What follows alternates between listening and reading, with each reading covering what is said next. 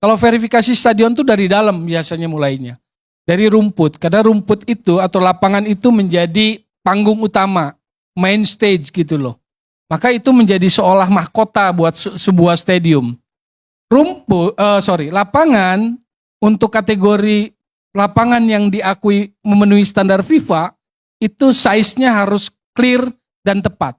Pilihannya cuma satu, 105 panjangnya, lebarnya 68. Kenapa saya ngomong gini? Karena di sepak bola diperbolehkan panjangnya antara 100 sampai 105, lebarnya 65 sampai 68. Tetapi untuk yang verifikasi FIFA, standar FIFA untuk level seperti Piala Dunia U17, U20 maupun senior, maka size-nya harus clear, harus jelas, 105 panjang, 68 lebar. Itu satu. Kedua, soal rumput. Rumput itu FIFA meng-approve 3 macam. Mau yang rumput asli, alami, satu. Yang kedua hybrid, yang ketiga artificial turf, sintetis. Tapi tentu sintetis yang sudah di-approve standarisasi FIFA. Terkait hybrid seperti yang di JIS ada 3 pola. Saya memang bukan ahli rumput, tapi yang saya tahu ada 3 pola dalam lapangan rumput hybrid. Ada reinforced root, jadi artinya penguatan akar rumput. Ada tipe karpet, lalu ada yang stitching fiber, jadi yang dijahit. Teknisnya saya nggak paham. Cuma ada 3 pola itu diakui semua oleh FIFA sebagai standar FIFA. Contoh yang seperti di JIS ini sama seperti yang di Allianz Arena, di Wanda Metropolitano Atletico Madrid, lalu juga Spartak Moskow juga sama. Jadi ini bukan hal yang baru, bukan hal yang asing dalam sepak bola. Pertimbangan lainnya kenapa hybrid? 5% sintetis, 95% rumput alami, karena daya tahan lama. Kedua, menyerap air lebih banyak. Ketiga, lebih cocok di daerah pesisir. Dan menurut saya dengan area Jakarta Utara, Papanggo itu memang ini yang paling cocok. Jadi resisten publik atau logika sepak bola itu ketika akan ganti memang jadi sensitif. Terutama buat yang ada di sisi politis, ketika rumput atau mahkota itu diganti, maka memang ada sentuhan sensitivitas. Seolah-olah mahkota itu mau diganti, seolah-olah salah gitu loh. Maka konsep ini yang harus dipahami.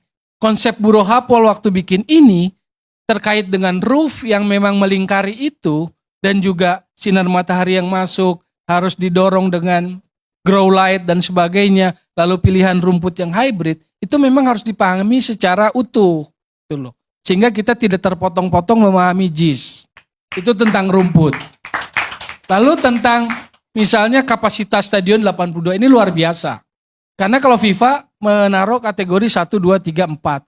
Kategori 1 yang ini semuanya bisa masuk standar FIFA. Tapi kategori 1 ini udah yang paling tinggi, minimum seatnya 40.000.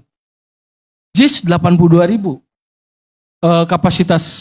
Kapasitas stadionnya single seat lagi. Ini luar biasa gitu loh. Jadi sebagai insan bola saya kagum.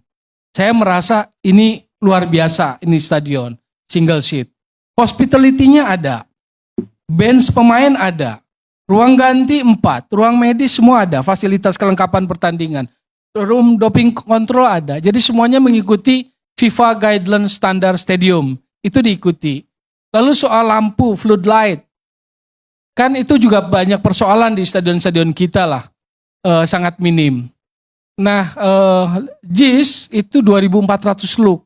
Ini tinggi sekali. Karena untuk FIFA standar penerangan lampu itu, floodlight, ada 3 macam ada 4 macam ABCD. Yang untuk Piala Dunia utama itu A kategorinya. Berapa tuntutannya? 1.500 look. Untuk Piala Dunia U20 standarnya yang B. Berapa ukurannya? 1.000. Yang Piala Dunia U17 standar penerangannya itu standar yang C. Berapa itu? 700. Jadi kalau standar C 700, Piala Dunia U17, kalau pakai di JIS memenuhi enggak? Sudah melampaui 2.400. Jadi menurut saya dari sisi itunya JIS sudah luar biasa. Bahwa belum diverifikasi secara apa itu? Secara formal, yaitu tadi sudah disampaikan kan, pengajuannya sudah ada tetapi JIS belum diverifikasi secara formal oleh FIFA supaya berstandar bertaraf FIFA atau memenuhi itu. Nah makanya saya bilang ini perlu segera diselesaikan supaya kita tidak berpolemik gitu loh. Antara logika sepak bola dengan unsur-unsur lain seolah-olah berhadapan.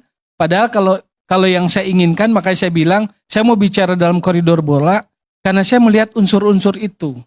Unsur-unsur yang menurut saya luar biasa dalam sebuah stadion 82 ini nggak mudah.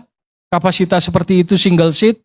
Jadi ini akan menjadi opsi lain lah buat pengembangan sepak bola terutama di Jakarta. Dan terkait U17 saya senang kalau itu jadi alternatif ketika GBK nggak bisa, menjadi salah satu pilihan. Ajukan 6 stadium karena Piala Dunia U17 bisa minimal 4, 6 atau 8 stadium. Jadi saya pikir pun kalau yang paling akan dihadiri banyak itu kan pertandingan yang melibatkan kita ada tuan rumah. Kalau kita tuan rumah saya pikir potensi penontonnya tinggi. Tetapi kalau stadion-stadion yang kecil adalah grup-grup lain lah. Dan kita akan ada di grup A karena sebagai tuan rumah. Itu saja dulu terkait infrastruktur, terkait diskusi malam ini yang bisa saya sampaikan. Terima kasih.